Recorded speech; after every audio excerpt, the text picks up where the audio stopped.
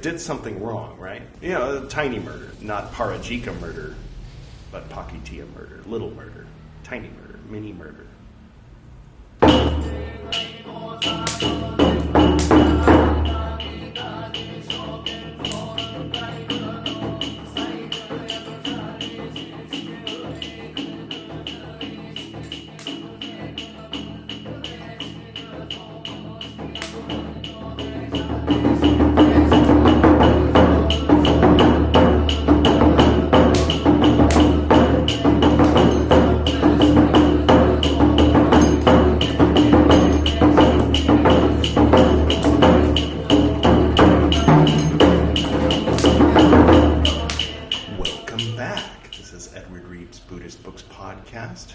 Episode 114, Tipiṭaka, Part 52, in which I will be reading from the Vinaya Piṭaka, Suttavibhaṅga, Pācittiya, Parts 19, 20, and 21, maybe? We'll see how it goes. Hope everyone's doing well. If this is your first time seeing me, do go ahead and click right there. That will take you to the Tipiṭaka Tapatio playlist, the Tipiṭaka playlist. That's Tipiṭaka for the Sanskrit folk. And better to start with episode 1. All right, now that they're gone, hey everybody, welcome back. Welcome to our special guest, Akshobhya of the Mirror-like Wisdom. We've met him before. Once, among the countless eras that have gone by, at the depth of multiple, inconceivable past ages, in the age of ultra-joy, at the time when 33,000 Buddhas appeared, as the result of Buddha Samantabhadra's teaching, there lived, in the region of adornment displayed, a father of the warrior caste, Runa, and a mother of the same rank, Karunavati. Their child, Dai Kyab, warranter of happiness, was also given the name Zaiwei Tog, beauteous signal, as the prayer for a pure heart was being directed to the primordial Buddha, Samantabhadra. Through his family, he was of imperial descent. He was born as the 5 radiant sons, and thus was the lineage of those worthy of the people's homage. Then, on the occasion of the prayer of dedication to Vajradhara, his name was Dampa Tongpe Sempa Dorje, Diamond of the Brave, who sees holiness. The name of the Buddha was Akshobhya. So the story goes. Thank you. Me from our sister podcast, the Esoteric Nerd Podcast. Well, shall we get... Oh, and the Tibetan flag behind him, because I like being on Chinese lists. Just kidding. Shall we continue with our reading with Pācittiya Part 19? Find out what the next very interesting rule is of expiation? Let's do it. Expiation, Pācittiya 19. At one time, the Enlightened One, the Lord, was staying at Kosambi in Gosita's monastery. A little different. Now, at that time, a chief minister, the Venerable Channa's supporter. You remember the Venerable Channa? Yes. Was having a dwelling place built for the Venerable Channa. Then the Venerable Channa, again and again, had the finished dwelling place roofed, again and again had it plastered. The overloaded dwelling place fell down. Then the venerable Channa, collecting grass and sticks, despoiled the cornfield of a certain Brahmin. Then that Brahmin looked down upon, criticized, spread it about, saying, quote, "How can the venerable ones despoil our cornfields?" End quote. Monks heard this Brahmin, who spread it about. Those who were modest monks, spread it about, saying, quote, "How can the venerable Channa, again and again, have a finished dwelling place roofed, and again have it plastered, so that, the overloaded dwelling place falls down?" Then these monks told this matter to the Lord. Quote, "Is it true, as is said, that you, Channa, again and again had a finished dwelling place roofed, so that the overloaded dwelling place fell down?" "It is true, Lord." The enlightened one, the Lord, rebuked him, saying, "How can you, foolish man, again and again have a finished dwelling place roofed, again and again have it plastered, so that, the overloaded dwelling place falls down? It is not, foolish man, for pleasing those who are not yet pleased." And thus, monks, this rule of training should be set forth. When a large dwelling place is being built for a monk, an enclosure of 2 or 3 roofings may be determined upon for placing the door bolts, for making the window holes as far as the doorway, in establishing it where there are no crops.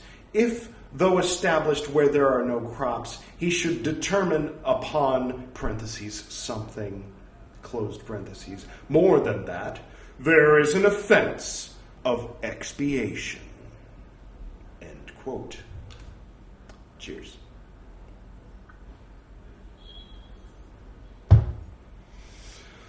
Large means it is so called if it is a dwelling place having a benefactor. Dwelling place means it comes to be smeared inside or smeared outside, or smeared inside and smeared outside. Is being made means making or causing to be made. As far as the doorway means a reach of the hand from all around the doorposts and lintel. Pata samgata is the ancient Pali for the lintel. Comment below if you know what a lintel is. I don't feel like Googling it. Edward, Google that later, would you? Yeah, sure, no problem. Okay. For placing the door bolts means for placing the doorway. For making the window holes means for making windows, whitewash, black coloring, the use of red chalk, wreath work, creeper work, swordfish design, cupboards. An enclosure of 2 or 3 roofings should be determined upon in establishing it where there are no crops means. Crops mean grain and pulses. If it is established where there are crops and, in parentheses, he determines upon, some alteration, there is an offense of wrongdoing. If he is roofing with a way, having determined upon 2 ways, commanding a 3rd way, he may depart. If he is roofing with an enclosure, having determined upon 2 enclosures, commanding a 3rd enclosure, he may depart. Must be a 600 BC thing, I don't know. If, though established where there are no crops, he should determine upon, something, more than that, means. If he is roofing with tiles, for every tile there is an offense of expiation. If he is roofing with stones, for every stone there is an offense of expiation. If he is roofing with plaster, for every lump there is an offense of expiation. Every lump is sacred. If he is roofing with grass, for every wisp there is an offense of expiation.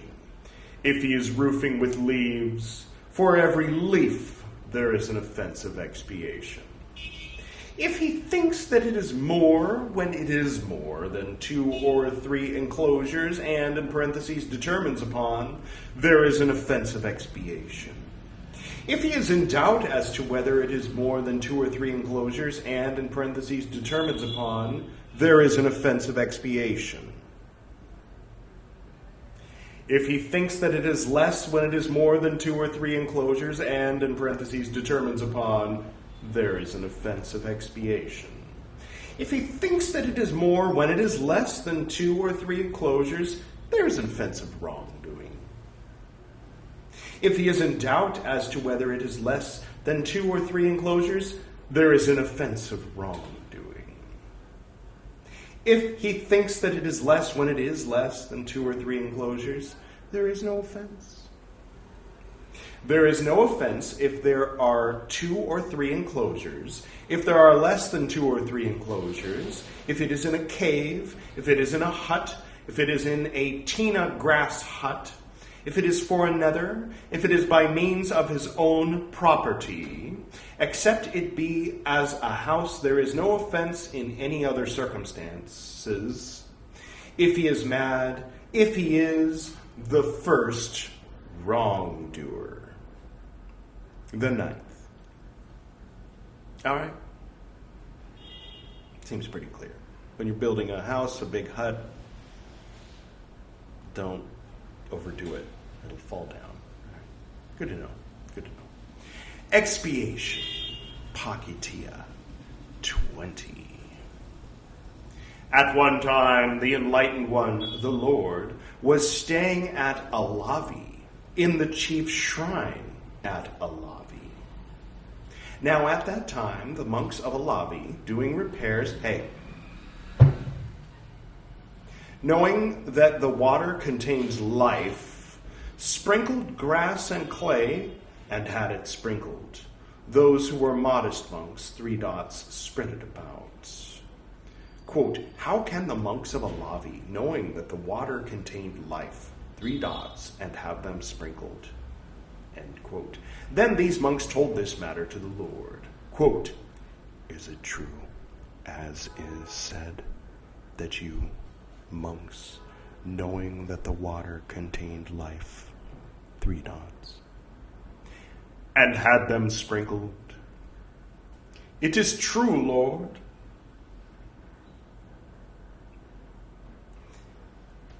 The Enlightened One, the Lord, rebuked them, saying, quote, how can you, foolish men, knowing that the water contained life, 3 dots, and have them sprinkled? It is not, foolish men, for pleasing those who are not yet, in parentheses, pleased, 3 dots. And thus, monks, this rule of training should be set forth. Whatever monk, knowing that the water contains life, should sprinkle grass or clay, or should have them sprinkled, there is an offense of expiation. Whatever means, take it away, me from the past. Whatever means, he who, on account of his relations, on account of his social standing, on account of his name, on account of his clan, on account of his morals, on account of his dwelling, on account of his field of activity, in parentheses, an elder or a novice or one of middle standing, this is called whatever. Yes, that is what whatever means. Monk means he is a monk because he is a beggar for alms, a monk because he submits to wandering for alms, a monk because he is one who wears the patchwork cloth, a monk by the designation, parentheses, of others, end parentheses. A monk on account of his knowledge, on account of his acknowledgement. A monk is called, quote, come, monk, end parentheses. A monk is endowed with going to the 3 refuges. A monk is auspicious. A monk is the essential. A monk is a learner. A monk is an adept. A monk means one who is endowed with harmony for the order, with the resolution at which the motion is put 3 times and then followed by the decision, with actions, parentheses, in accordance with Dhamma and the discipline, end parentheses. With steadfastness, with attributes of a man perfected. Whatever monk is endowed with harmony for the order, with the resolution at which the motion is put 3 times, and then followed by the decision with actions, parentheses, in accordance with Dhamma and the discipline. I think that's implied, right? Maybe that's what they're saying. Okay, end parentheses. With steadfastness, okay, actions, like not just any old action, like actions that are, anyway. With steadfastness and the attributes of a man perfected, this one is a monk as understood in meaning, in this meaning. Okay, as promised. The flashbacks. Are you having flashbacks? So am I. He knows means either he knows by himself or others tell him. Should sprinkle means if he himself sprinkles, there is an offense of expiation. Should have sprinkled means if he commands another, there is an offense of expiation. When once commanded, if he sprinkles many times, there is an offense of expiation. If he thinks that it contains life, when it contains life, parentheses and, close parentheses, sprinkles grass or clay or has them sprinkled, there is an offense of expiation. If he is in doubt as to whether it contains life, 3 dots, has them sprinkled, there is an offense of wrongdoing. If he thinks that it does not contain life, when it contains life, 3 dots, has them sprinkled, there is no offense. What? Oh, okay, if he thinks that it does not contain life, when it contains life, there is no offense. Okay, all right. So if he's like, I'm pretty sure this water is fine, and sprinkles it, and then someone comes with a prehistoric microscope, it's not prehistoric, I know, but, there's life in this water. There's life in all water, guys, come on, even with tons of bleach and chlorine in it, there's still going to be life in it. But anyway, splitting hairs. And there's no offense. So usually if he thinks that he's not doing a crime when he is doing a crime, it's a wrongdoing. But in the case of sprinkling water that contains life, if he thinks the water has no life in it, all right. If he thinks that it contains life when it does not contain life, there is an offense of wrongdoing. Right. So if he thinks he's killing little microscopic people, remember Buddha considers the one-facultied, one-sensed, single-celled, they wouldn't have thought of them as single-celled back then, but now we know, of course, these tiny, tiny, tiny critters in the water. People, at least in the English translation. Remember? Are you following each episode, or did you jump in with this one? Doesn't matter. So yeah, if you think that you're killing something when you're not actually killing something, it's a wrongdoing. It's not quite expiation, but you did something wrong, right? Because it was like murder in your heart. A tiny murder, not like Pācittiya. I mean, not Parajika murder, but Pācittiya murder, little murder, tiny murder, mini murder. All right, moving along. If he is in doubt as to whether it does not contain life, there is an offense of wrongdoing. If he's like, it might contain life, might not, I don't care. Wrongdoing, dude, you should think about these things. You're a monk. If he thinks that it does not contain life, when it does not contain life, there is no offense, obviously. Right? There is no offense if it was unintentional. Right, okay. If he was not thinking, if he did not know, if he is mad, if he is the first wrongdoer. The 10th. This is its key. Before we do its key, if you've been following this program for a while, you might have noted that the last time we had one of these keys, that's where there's like a phrase or a single word to remember each rule of the last 10 rules or however many rules. When we did it last time, we had that yellow on one side and the deep burgundy on the other, and then so I did the purple, dark purple text on one side and the sort of light cyan on the other, and it really worked. You could read it, you could see it. But every time I try to do something similar here, there's kind of a lot of, I don't want to say clutter, but there's a lot of different things of different light and dark and colors in the background. So it's hard to make it stand out, right? Well, I thought of a solution.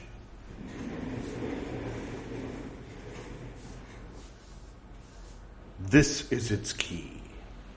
Vegetable growth by another, making someone look down upon. These two on setting forth. First, throwing out, removable feet, and on doors containing life. The second division, that on vegetable growth. What do you think? Pretty cool? A little bit? All right. We're going to do 2 for today. This will be a little bit of a short one. But just for fun, let's do a bit of review of the keys so far. So first, from Parajika, unchastity, taking what is not given, and the form of men, and those who are further. And from Sanghadisesa, emission and bodily contact, lewd talk and one's own pleasure, acting as a go-between and a hut and a vihara without foundation, and some point and a schism, even siding in with, difficult to speak to, and bringing a family into disrepute. From the undetermined ones, convenient and so and likewise, but not thus. Nisagiya, the first set. 10 nights, nights in parentheses, 1 night and a month, and washing. Acceptance. 3 about those who are not relations, of 2, and by means of a messenger. Nisagiya, the second set. 2 portions on silk and pure for 6 years, a rug, and 2 on sheep's wool, sheep's in parentheses, on taking both the various kinds. Nisagiya, the third set. 2 on bowls and on medicine for the rains, the 5th on a gift, oneself, causing to be woven, a special robe, dangerous, and for the order. From the first group of 10 Pācittiya, lying, insulting speech, slander, lines, then 2 on lying down, except a learned man, parentheses be present, close parentheses, facts, very bad offense, digging. And of course the one we just did, vegetable growth by another, making someone look down upon. These 2 on setting forth. First, throwing out, removable feet, and on doors containing life. All right. So I think the idea there's their memory keys. So if you have trouble remembering the whole story, I mean, the idea is someone says, he touched it, and you think, oh, it was that time that Uyadin, Udayan was naughty, right? And then you remember the whole story. Memory keys. Makes sense. Mnemonic devices? Mnemonic? There we go. Mnemonic devices. All right. Did I mention I'm smart? Only kidding. I'm not. Okay, I hope everyone enjoyed today's episode. It's a little different on account of this guy. What? I will go ahead and close in the usual manner. To the north and to the south, to the east and to the west, to the spirits of light among us and to the spirits below, we send out our reverent love and compassion. May all beings be happy. May all beings be serene. May all beings be in peace.